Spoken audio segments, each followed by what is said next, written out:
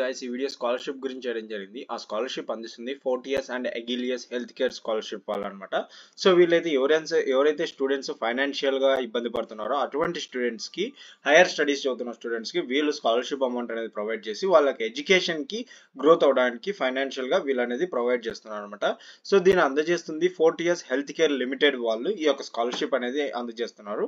ఇక ఈ స్కాలర్షిప్ అనేది చాలా ఇంపార్టెంట్ అండి. ఎవరైతే ఎంబీబీఎస్ స్టూడెంట్స్ ఉన్నారో ముఖ్యంగా వాళ్ళకి అనేది స్కాలర్షిప్ ఎంతో హెల్ప్ఫుల్ గా ఉంటుంది.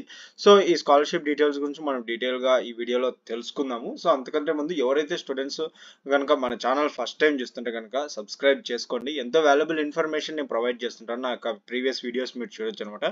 సో ఓకేనా, ఇక డీటెయిల్స్ లోకి వెళ్తే ఈ యొక్క స్కాలర్షిప్ అప్లికేషన్ డేట్ చూద్దామండి. 17th March 2024 అప్లికేషన్ అనేది క్లోజ్ అవ్వడం జరుగుతుంది అనమాట. అంటే అప్లికేషన్ పర్సూయింగ్ ఎంబీబీఎస్ కోర్సెస్, ఎవరైతే ఎంబీబీఎస్ కోర్సెస్ చదువుతుంటారో and present studying first year, second year, third year or fourth year students only eligible for this application అనమాట. And వాళ్ళ ప్రీవియస్ అకాడమిక్ ఇయర్ లో 60% మార్క్స్ అనేది మెయింటైన్ చేసుకోవాలి. వాళ్ళ యొక్క ఫ్యామిలీ ఇన్కమ్ 6 lakhs కంటే అబౌవ్ ఉండకూడదు అనమాట.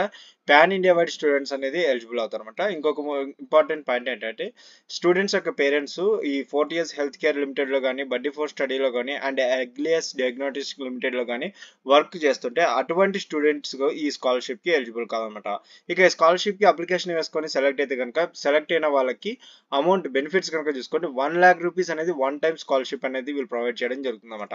సో ఒకవేళ మీరు ఫస్ట్ ఇయర్ లో ఉంటే, సెకండ్ ఇయర్ లో ఉంటే, థర్డ్ ఇయర్ లో ఉంటే, ఫోర్త్ ఇయర్ ఉన్న వాళ్ళు కూడా ఉంటే మీరు సెలెక్ట్ అయితే ఫోర్త్ ఇయర్ లో మీకు 1 lakh అమౌంట్ అనేది ప్రొవైడ్ చేయడం జరుగుతుంది. ఇక డాక్యుమెంట్స్ కనుక చూసుకుంటే previous academic year mark sheet, passing certificate కానీ ఏదైనా ఒకటి అప్లోడ్ చేసి సరిపోతుంది అనమాట. ఇక గవర్నమెంట్ ఇష్యూడ్ ఐడెంటిటీ ప్రూఫ్ సంబంధించి ఆధార్ కార్డు కానీ, ఓటర్ ఐడి కార్డు కానీ, లేదంటే డ్రైవింగ్ లైసెన్స్ కానీ, పాన్ కార్డు కానీ ఏదైనా ఒక గవర్నమెంట్ ఐడెంటిటీ ప్రూఫ్ అనేది అప్లోడ్ చేసి సరిపోతుంది అనమాట.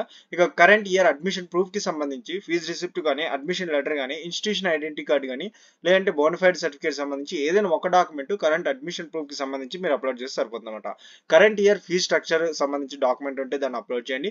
ఫ్యామిలీ ఇన్కమ్ ప్రూఫ్ వచ్చేసి form 16A income certificate from government authority కానీ, శాలరీ స్లిప్స్ కానీ, ఇన్కమ్ సర్టిఫికేట్ సంబంధించి ఒక ఫామ్ అప్లోడ్ చేయండి. Bank account details of the applicant అంటే స్టూడెంట్ యొక్క బ్యాంక్ డీటెయిల్ అప్లోడ్ చేయండి.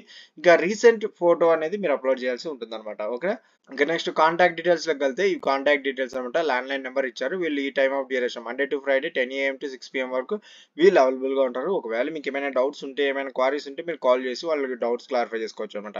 అదేవిధంగా వీళ్ళు మెయిల్ ఐడి కూడా ప్రొవైడ్ చేస్తారు. మీరు మెయిల్ ఐడి కూడా మెయిల్ చేయొచ్చు మీ యొక్క డౌట్స్ ని.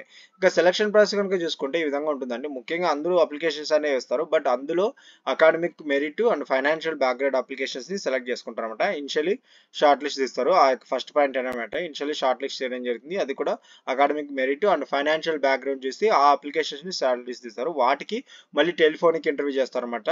వాళ్ళు కాల్ చేస్తారు డాక్యుమెంట్ వెరిఫికేషన్. ఆ డాక్యుమెంట్ వెరిఫికేషన్ లో, ఆ టెలిఫోనిక్ ఇంటర్వ్యూ డాక్యుమెంట్ వెరిఫికేషన్ లో కొంతమంది సెలెక్ట్ చేసుకొని వాళ్ళకి scholarship providers will make the final scholarship. అంటే మళ్ళీ వాళ్ళకి స్కాలర్షిప్ ప్రొవైడర్స్ ఎవరైతే ఈ బడ్డీ ఫోర్ స్టడీలో ఈ ఫోర్టిగస్ అలిగేస్ ఉంటారో వాళ్ళని మళ్ళీ వాళ్ళ ఇంట్రెస్ట్ సెలెక్ట్ చేసుకొని వాళ్ళకి స్కాలర్షిప్ అనేది ప్రొవైడ్ చేయడం జరుగుతుంది. Okay, so if selected how will I receive the scholarship amount అంటే ఇక్కడ చూడొచ్చు.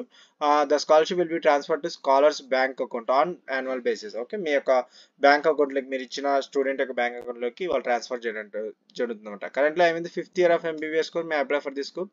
No, only 4th, 3rd, 2nd, 1st year వాళ్ళకి వరకే ఇక్కడ ఇవ్వడం జరిగింది. ఓకే, ఇది ఈ యొక్క స్కాలర్షిప్ డీటెయిల్స్ సంబంధించి డీటెయిల్స్ అండి. ఈ 40 and Agilus health care scholarship 2023-2024.